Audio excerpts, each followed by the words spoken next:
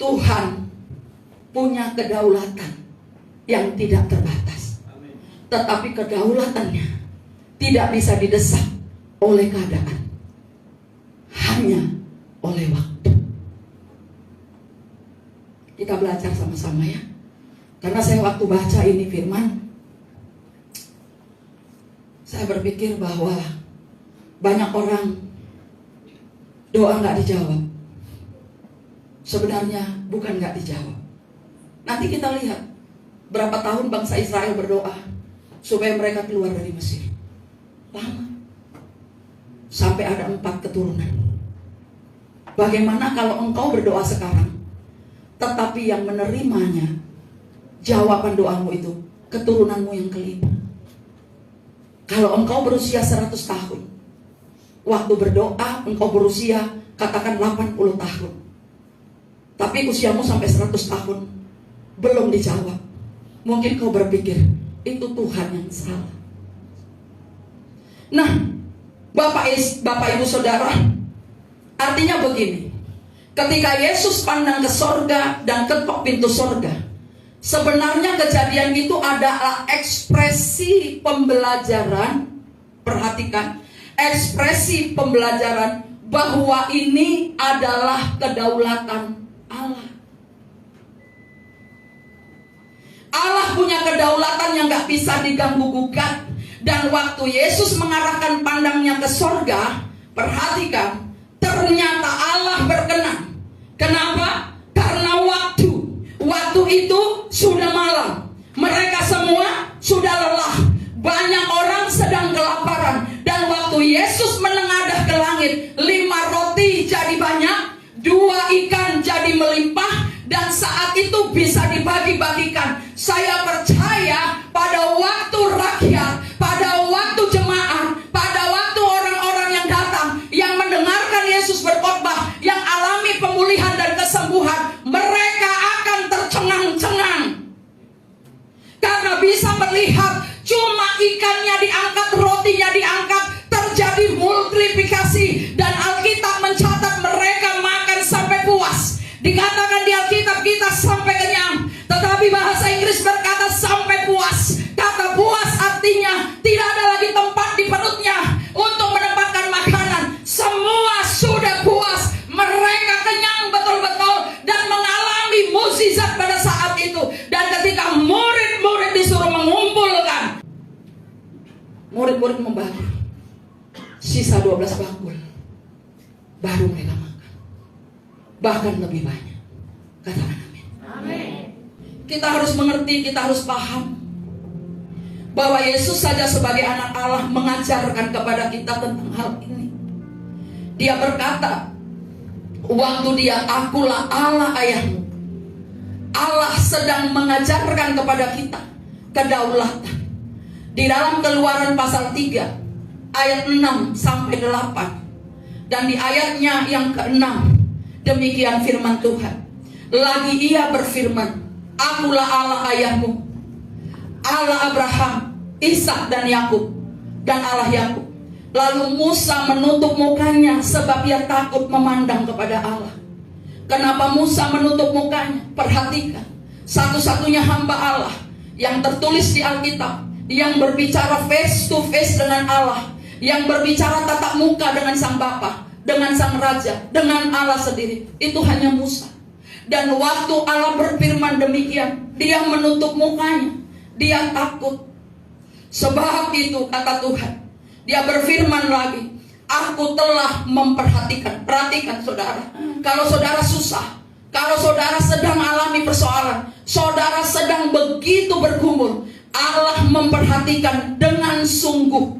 Dia tidak main-main memperhatikan kita. Dia berkata, aku memperhatikan dengan sungguh kesengsaraan umatku di tanah Mesir, di mana aku telah mendengar. Perhatikan, waktu dia memperhatikan, kemudian dia mendengarkan seruan mereka di tanah Mesir. Dan dikatakan lagi, aku mengetahui. Yang pertama, dia memperhatikan, dia mendengar, dan dia melihat bagaimana sengsaranya bangsa Israel. Anak sulungnya itu yang 400 tahun dibuli di di tanah Mesir, dihina di tanah Mesir, dijajah di tanah Mesir. Saudara dan saya berapa lama alami itu? 400 tahun lamanya dia harus bersabar. Dia tidak bisa didesak oleh keadaan dan situasi. Jadi mari belajar umat Tuhan. Ketika engkau alami kesesakan, jangan pikir kesesakanmu itu adalah jawaban, alasan bagi Tuhan untuk datang menolong engkau. Allah akan terus memperhatikan sampai sejauh mana engkau bisa bertahan. Sampai sejauh mana engkau bisa paham bahwa Allah sedang bekerja. Sampai sejauh mana engkau mengerti keluargamu pasti dipulihkan, keluargamu pasti alami pemulihan, keluargamu pasti dijamah. Sampai sejauh mana engkau berseru. Tetapi jikalau engkau tidak setia berteriak, bangsa Israel 400 tahun lamanya.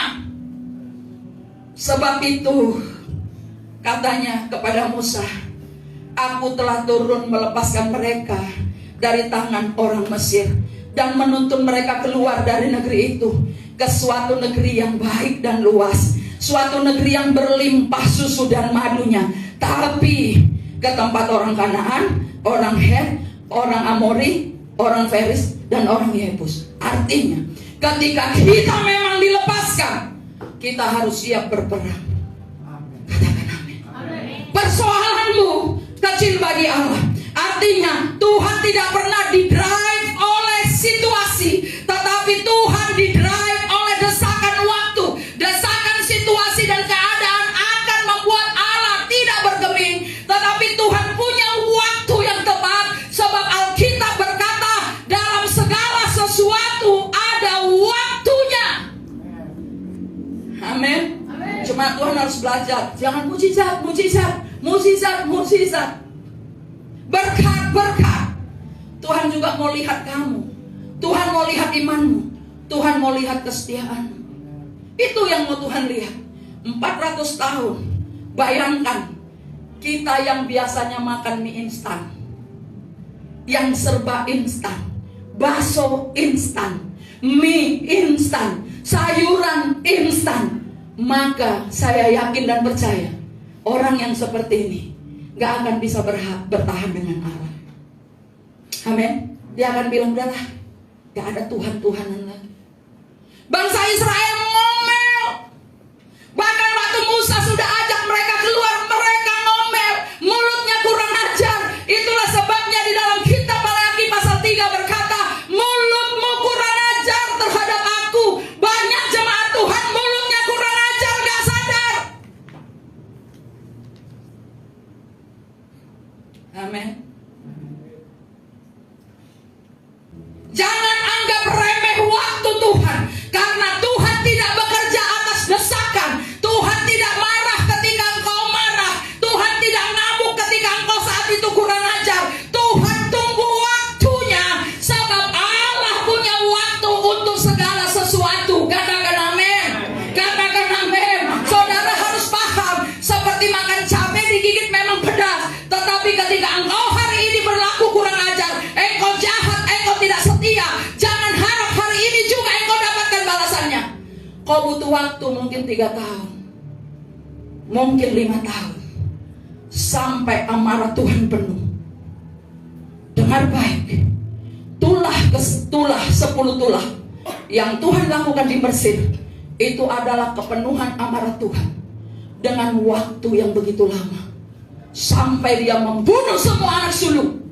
Bahkan binatang-binatang kambing domba sulung dibunuh habis. Inilah bukti kemarahan Tuhan.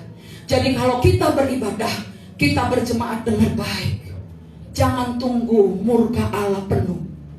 Cepatlah bertobat, datanglah kepada Dia. Jaga mulut. Ada orang yang sampaikan bilang begini, waktu orang itu keluar dari gereja ini mulutnya blabiblum, padahal waktu dia kena kusta busuk. Kalau bukan karena bapak dan ibu, dia nggak sembuh. Saya bilang, Tuhan masih punya waktu untuk dia. Saudara tahu, waktu Ananias dan Safira menghina Tuhan, waktu dia berdusta di rumah Tuhan, berbohong kepada Petrus, Dia sedang tidak berbohong kepada Petrus. Dia berbohong kepada Tuhan. Kenapa Ananias dan Safira mati? Waktu mereka menjual tanahnya, waktu Petrus bertanya, berapa harga tanah itu kau jual? Dia bilang segini. Kemudian dia tanya istrinya, segini. Dengar, dia sedang tidak berbohong kepada Petrus. Sebab Allah melihat, Allah memperhatikan, Allah mendengar. Katakan amin. Katakan amin. Katakan amin. Berapa yang kamu taruh di amplop? Allah melihat. Yang kamu taruh di amplop itu kemuliaan, berapapun jumlahnya. Buah sulung hari ini tidak ditentukan jumlahnya. Apa yang kita berikan sebagai buah sulung, buah bungaran di tahun ini, tanda kita setahun yang lalu dipelihara oleh Tuhan. Engkau diberikan kesempatan untuk cari makan, diberikan kesempatan untuk bekerja, engkau diberi kesempatan untuk melakukan segala pekerjaanmu, melakukan segala aktivitasmu. Hari ini Tuhan berkata, bawalah buah sulung itu supaya diangkat oleh imam ke surga. Berapa minggu lalu saya bicara tentang itu, betul? Diangkat, imam akan mengangkat buah sulung itu. Tolong ambil amplop di situ yang diberikan orang itu. Tuhan mengangkat buah sulung itu ke surga, membuka, mengetuk. Waktu imam, waktu gembala, waktu pendeta rojaman angkat ini semua, amplop persembahanmu ke surga. Makanya namanya harus ditulis. Jangan malu perpuluhan 30.000, jangan malu perpuluhan 7.000. Tuhan tidak lihat angka 7.000, 30.000. Kalaupun engkau kasih 300.000, hasil nyolong, gak ada gunanya. Waktu ini diangkat, Tuhan sedang membuka pintu. Gembala itu sedang minta Tuhan buka pintu surga. Dia sedang knocking supaya kedaulatannya turun untuk memberkati Ibu Libertin Christina Halawa ini.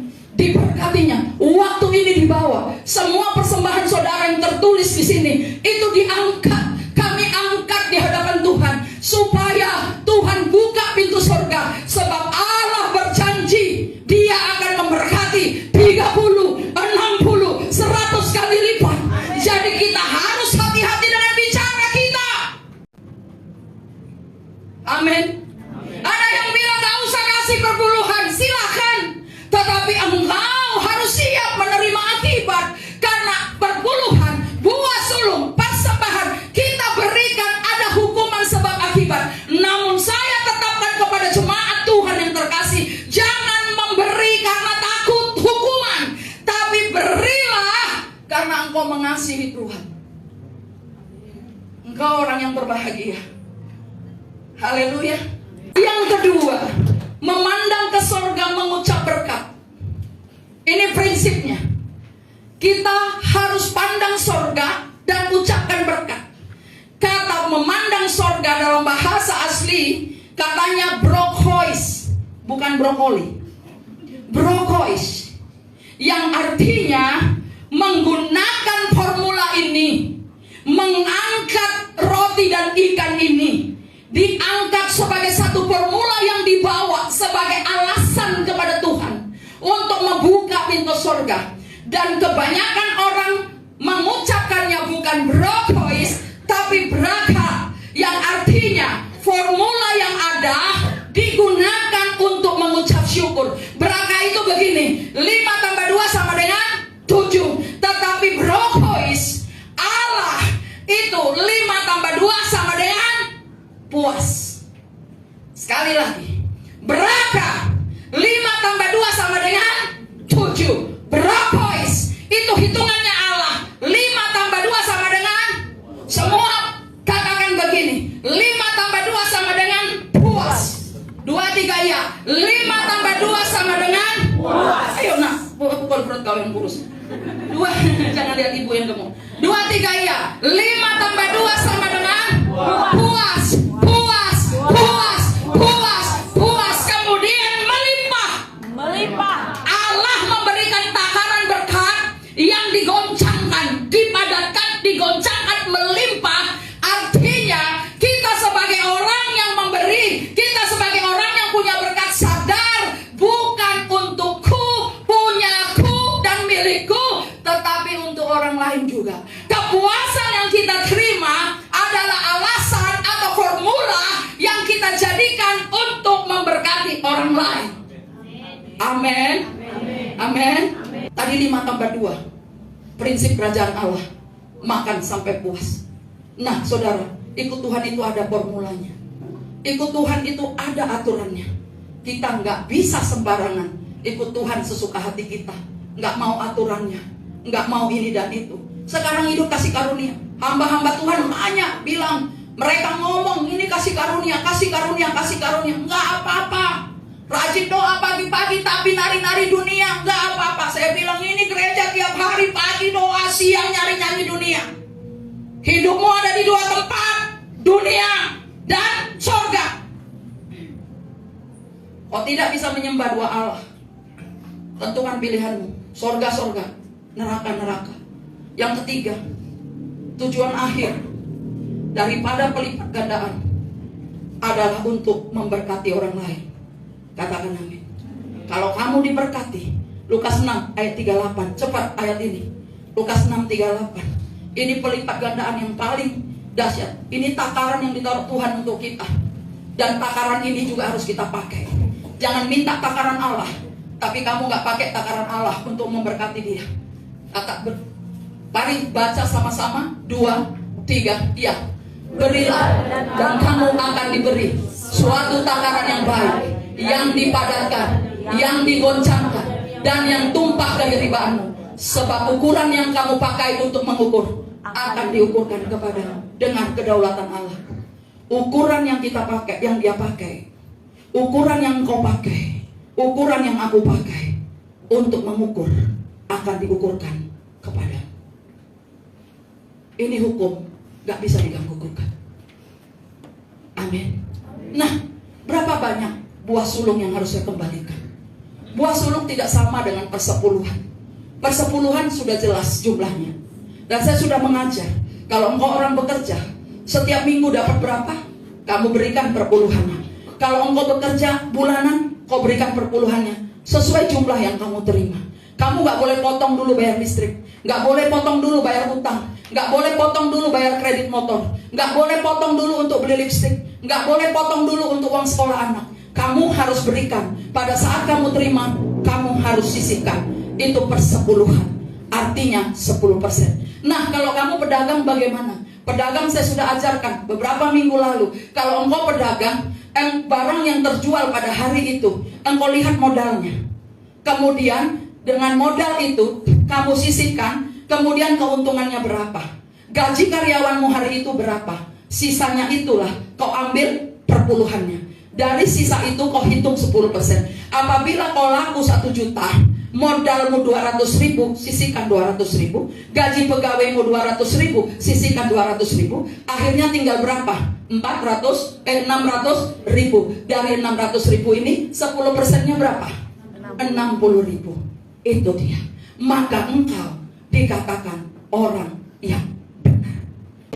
Orang yang belum bekerja nggak beri buah sulung. Kalau kamu belum bekerja beri buah sulung, kau nyuri. Siapa yang memberi perpuluhan?